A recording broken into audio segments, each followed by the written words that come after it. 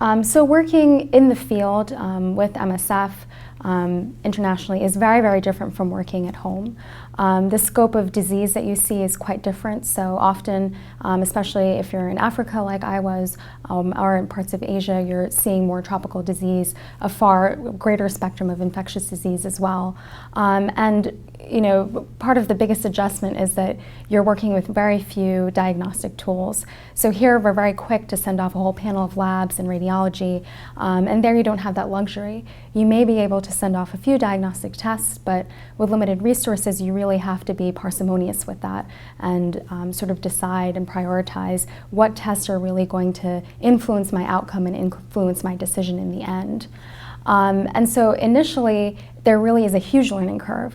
I felt as though the first, month I was just sort of floundering, and you're actually given a couple of books to help you along. They're called the Green Book and the White Book.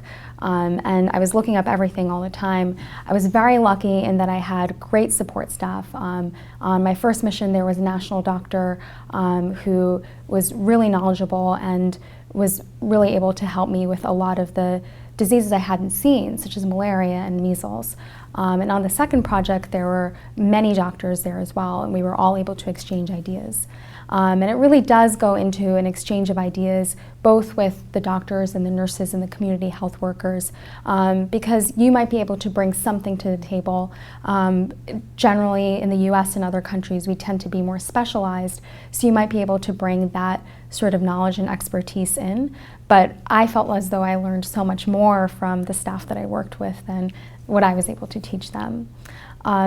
I do think, though, I was actually surprised that even with very limited diagnostic techniques, you're really able to improve your clinical skills and hone in on your clinical exam, and you're able to do so much with so few resources.